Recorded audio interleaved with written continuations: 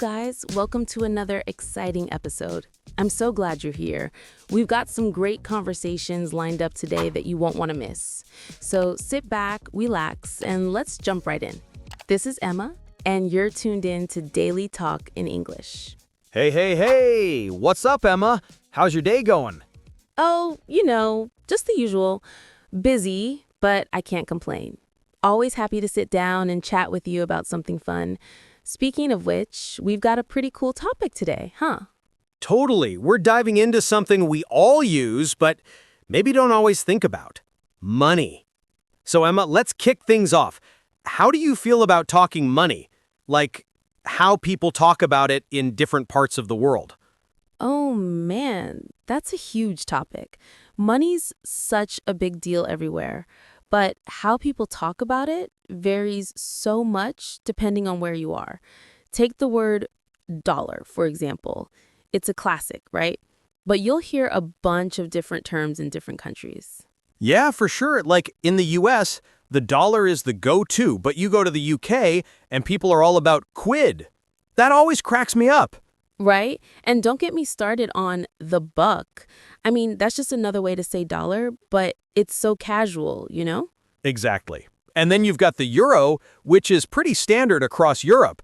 But like in Spain, they'll say pavos when talking about cash, which is slang, of course. It's funny how language can make money sound so casual or even kind of cool. Totally. And there's also the peso in Mexico, Argentina, and other Latin American countries. I remember when I was in Mexico, I heard people refer to money as lanas. I was like, what's that? But yeah, it just means cash. That's such a cool slang, but it makes sense, doesn't it? Like, lanas literally translates to wool, so it's like saying greenbacks in English. All these little nicknames make the concept of money feel less stiff, more relatable. I love that comparison. It's true. Money becomes less about the serious business side and more about everyday life when people use these terms. It makes it feel like it's just part of the conversation. Yeah, and speaking of everyday life, in Japan, they'll refer to their money as yen.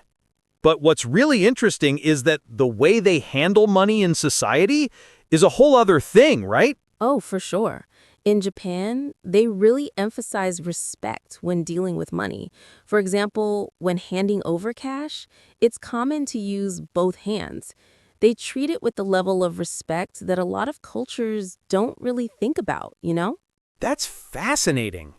It shows how money isn't just something you use to buy stuff. It's something that connects people, shows respect, and reflects culture.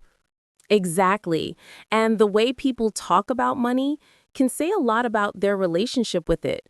I mean, we've all heard the classic, money doesn't grow on trees, right? Yeah, for sure. Or money talks. It's funny how much we rely on these phrases to explain money without even realizing how ingrained they are in our daily lives. Yeah, we say these things all the time, but they're kind of like shortcuts to deeper meanings. You don't have to explain the whole concept of wealth or economics every time you talk about money. It's all about these little sayings and slang that get the point across. Exactly. And let's not forget, some cultures are super open about money, while others treat it like a taboo subject.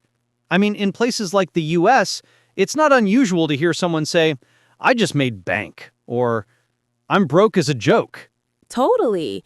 In other places, people might avoid talking about their earnings altogether.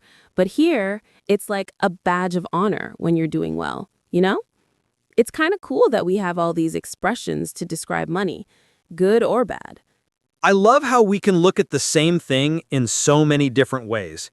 It's like money is more than just currency. It's a part of the story, a part of who we are, and a part of how we connect with people. Definitely. And the best part is, it doesn't matter where you are in the world, everyone's got their own way of talking about it. It's like a universal language, but with tons of local flavor. All right, let's dive deeper, Emma. Now that we've talked about how people call money in different parts of the world, what about how they talk about it in everyday situations? I mean, we all have those phrases we toss around when we're dealing with cash or talking about finances, right? Oh, for sure. There's a whole bunch of phrases we use to talk about money, whether we're dealing with bills, budgeting, or even just talking about our financial situation. Like, how often do you hear someone say, I'm just trying to make ends meet? I feel like that one is almost a daily thing. It's funny how it's always about stretching the money you have to survive. It's so relatable because literally everyone's been there at some point. Exactly. And then there's the classic living paycheck to paycheck. It's such a common phrase, and it's not always a bad thing. It's just part of the hustle for many people. But it's kind of funny when you think about how much we, as a society, use phrases like that. Totally. And then there's the other side of it, like when people talk about splurging, I'm treating myself or I'm going all out this weekend. It's a whole different mindset, right? Oh, yeah, that's the fun part of money. It's all about balance. Like, you work hard, so when you get a chance, why not go all out? I mean, who doesn't want to say, I'm going to spoil myself a little bit? But you have to be careful. Sometimes that splurge can turn into regret later, huh? Definitely. It's like, yeah, we all want to treat ourselves, but when that credit card bill comes, oh boy. But that's why budgeting is key, right? Speaking of budgeting, what are some of the words and phrases people use when they're talking about saving money? Oh, for sure. Budgeting is the real deal. One of my favorite phrases is tighten the belt. You know, when you've got to cut back on spending, it's like you're literally cinching everything in to save that extra dollar. Right, and then there's the classic save for a rainy day. It's like, okay, you're not spending that cash now, but you're putting it aside for something unexpected in the future. Exactly. And let's not forget putting money aside or socking it away. Those are just more laid back ways of talking about saving.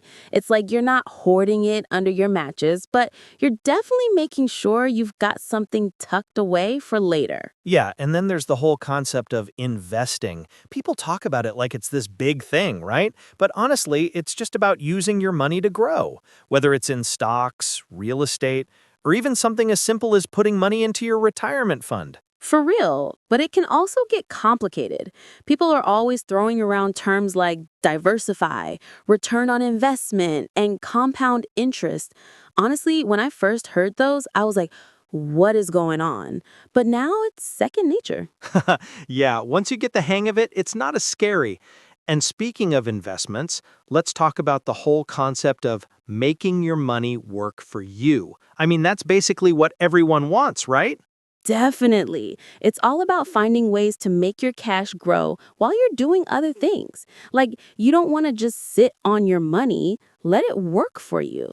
Whether it's investing in stocks, bonds, or even something as simple as putting money into your retirement fund. For real. But it can also get complicated. People are always throwing around terms like diversify, return on investment, and compound interest. Honestly, I remember when I first heard those, I was like, what is going on? But now it's second nature. Haha, yeah, once you get the hang of it, it's not as scary.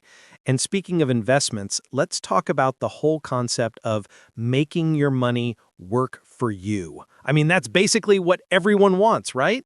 Definitely. It's all about finding ways to make your cash grow while you're doing other things. Like, you don't want to just sit on your money, let it work for you.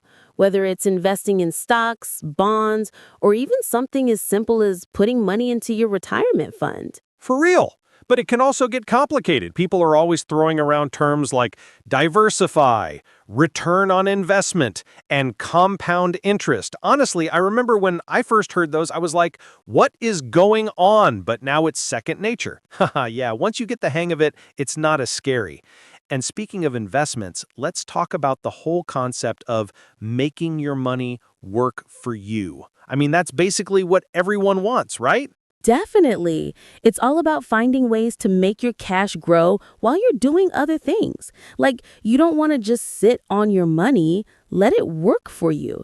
Whether it's investing in stocks, bonds, or even something as simple as putting money into your retirement fund. Right, and then there's the good old passive income. It's all the rage now, right? You hear people talking about how they've got income coming in without actively working for it, and it's like, that's the dream. Right? It's the ultimate goal for a lot of people. But let's be real, it takes time and effort to get there. It's not just something that happens overnight. But once you get it rolling, it's like setting yourself up for the long haul. Yeah, it's all about smart decisions and setting yourself up for success. And I think that's something that's really cool about money. It's not just about how much you have, but how you use it. Exactly. And how you talk about it too. It's funny how these little phrases and words shape how we think about our finances. It's like a language all its own. And no matter where you are in the world, everyone has their own way of saying the same thing. Yeah, and at the end of the day, it's all about finding what works for you. Whether it's splurging a little, saving up for the future, or making that money work for you, it's your financial journey. And the language we use is just part of it. So true. And it's cool to see how the language of money changes as you travel and experience different cultures. It really puts things into perspective. For sure. And I think the most important thing is not to be afraid of talking about money. It's such a big part of our lives, and the more we talk about it, the more we learn, you know? All right, let's keep this conversation rolling. So, we've covered how people talk about money in different ways around the world, and how we use phrases to describe saving, spending, and investing.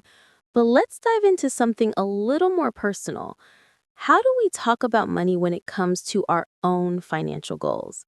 Like, what kind of language do people use when they're trying to get ahead? That's a great point, Emma. It's funny because we all have those goals, right? Whether it's getting out of debt, buying a house, or just saving up for a vacation. And the way we talk about it can really shape how we approach those goals.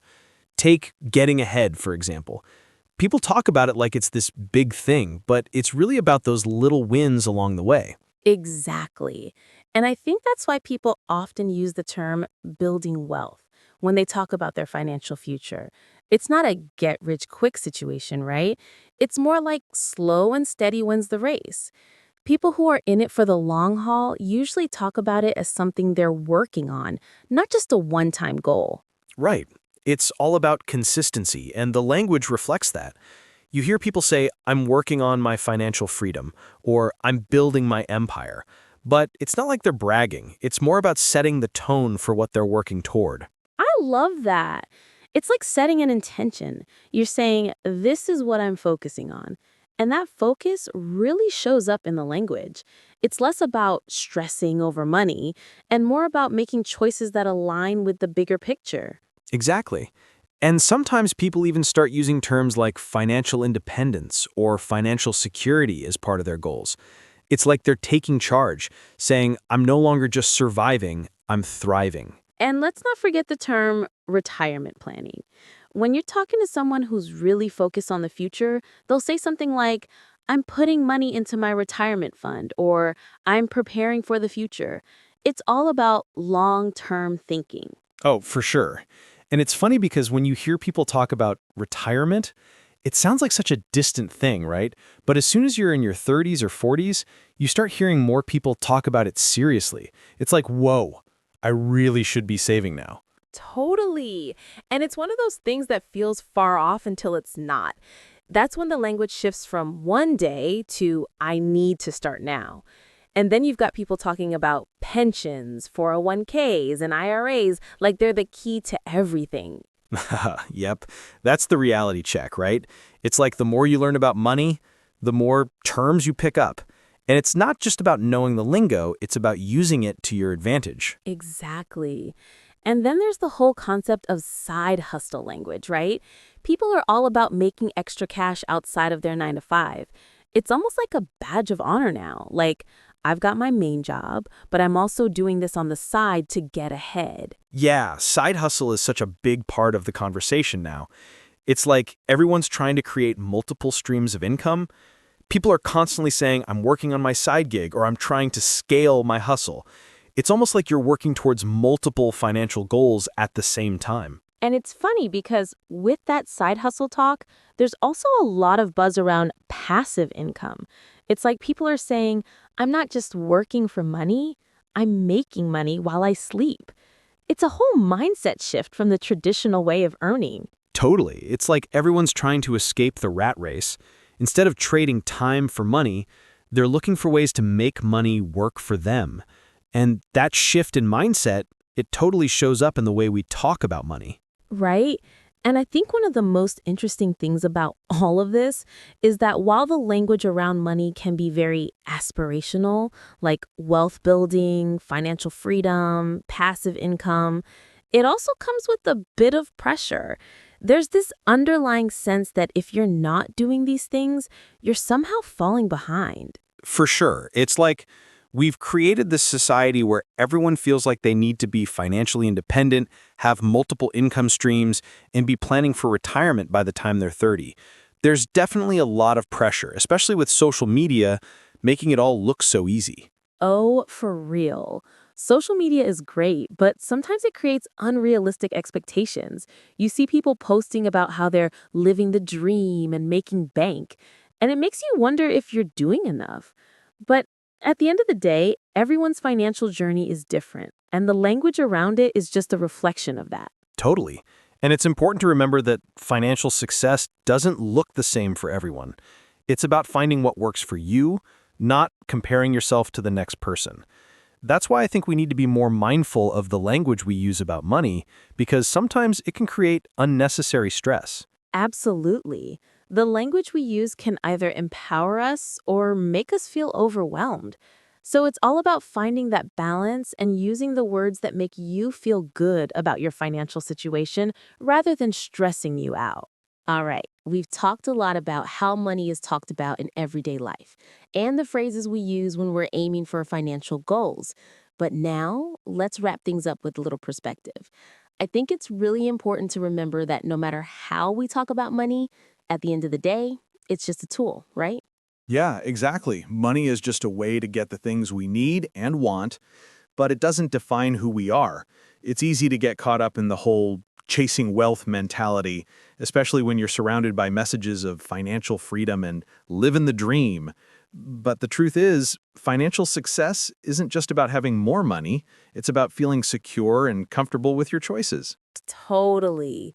It's all about balance. We all have our own definitions of success. And for some people, it's having enough money to travel the world.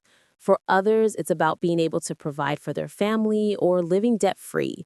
So the way we talk about money and the goals we set should reflect what's most important to us personally.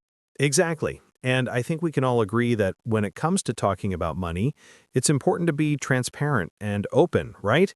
We've all got our financial ups and downs, and it's okay to talk about it. It's not about being ashamed of where you are. It's about learning, growing, and making the most of what you have. For real. The more we talk about money, the more we can break down the taboos and make it a normal, everyday conversation. No one has it all figured out, and that's okay. What matters is taking control of your financial journey in your own way. Exactly. So whether you're saving for the future, working on a side hustle, or just trying to make ends meet, remember that money is just a part of the bigger picture. It's not about how much you have, it's about how you use it to live the life you want. You know, Ben, this conversation has been really eye-opening, and I hope that everyone listening has learned something today, whether it's a new phrase, a new perspective on money, or just a reminder that it's okay to take things one step at a time. I couldn't agree more, Emma. Money is definitely a big part of our lives, but it doesn't have to be stressful or overwhelming. It's all about finding the balance that works for you. Exactly. And with that, we're going to wrap things up for today. But before we go, don't forget to hit that subscribe button so you can stay up to date with all of our episodes. We've got a ton of great content coming your way. And be sure to leave a comment below. We want to hear what you think about today's episode. How do you talk about money? What phrases do you use? Let us know in the comments. And don't forget to share this episode with your friends. All right, that's a wrap, guys. Thanks for tuning in, and we'll catch you next time. This is Emma. And I'm Ben, signing off. Until next time, take care and keep talking about money your way.